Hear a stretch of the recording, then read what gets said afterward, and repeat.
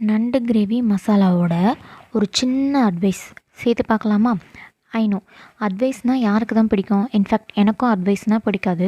But ஒரு சில advice நமக்கு கேட்க கசப்பாக இருந்தாலும் அதை நம்ம கேட்டு தான் ஆகணும். பிகாஸ் நம்மளோட லைஃப்பில் என்றைக்காவது ஒரு பாயிண்டில் அந்த அட்வைஸ் நம்மளை திரும்பி பார்க்க வைக்கும்.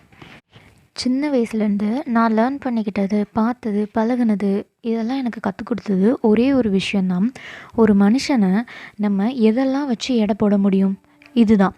அவனோட குணத்தை வச்சு எடை போடலாம், அவனோட தன்மையை வச்சு எடை போடலாம், அவன் அடுத்தவங்க மேலே வச்சுருக்க பாசத்தை வச்சு எடை போடலாம், அவன் குடும்பத்துக்கிட்ட அவன் எப்படிலாம் நடந்துக்கிறான், இதெல்லாம் பொறுத்து தான் அந்த மனுஷனை நம்ம தீர்மானிப்போம். இவன் நல்லவனா கெட்டவனா அப்படின்னு. ஆனால் இப்போது அதெல்லாம் ஃபுல்லாகவே சேஞ்சுது. இப்போ ஒரு மனுஷன்கிட்ட காசு இருக்கா, அவன் வெல் செட்டிலா, கார் வச்சுருக்கானா, வீடு வச்சுருக்கானா, சொத்து வச்சுருக்கானா, அவனுக்கு நல்ல செல்வாக்கு இருக்கா, இதெல்லாம் வச்சா அவன் கெட்டவனாகவே இருந்தாலும் நல்லவன்.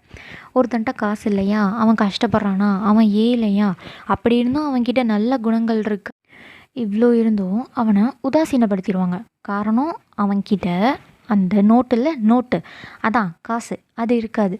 அதனால் அவனை இக்னோர் பண்ணிடுவாங்க. ஏன் இப்படி? அப்போது இந்த நல்ல குணம், நல்ல மனப்பான்மை, ஹெல்பிங் மைண்டு இதெல்லாம் இருக்கிறவங்கலாம் இவங்கக்கிட்ட காசு இல்லைன்னா இவங்கள த்ரோ பண்ணிடணுமா? அப்போது கெட்டவங்கக்கிட்ட காசு இருந்தாலும் அவங்கக்கிட்ட நம்ம கூல கும்பிடு போட்டு தான் நிற்கணுமா? அது என்னவோ தெரியல. நல்லவனாக இருந்தாலும் அவன்கிட்ட காசு இருக்க மாட்டேங்குது. நான் நல்லவனாக இருக்கேன், 4 பேருக்கு உதவி பண்ணணும், 4 பேருக்கு நல்லது பண்ணணும்னு நினச்சாலும் காசு இருக்க மாட்டேங்குது. ஆனால் தனக்குன்னு சேர்த்து வச்சுக்கிறான் பாருங்கள், அவன்கிட்ட தான் இன்றைக்கி லட்சமாக கோடி கோடியாக காசு சேருது. ஒருவேளை பணத்தோட ஃபார்முலாவே இப்படியா தான் இருக்கும்னு நினைக்கிறேன். இன்றைக்கி நம்மக்கிட்ட இருக்கிற காசு நாளைக்கு இல்லாமையும் போகலாம். இன்றைக்கி இல்லாத காசு நாளைக்கு நம்மக்கிட்ட சேரவும் செய்யலாம்.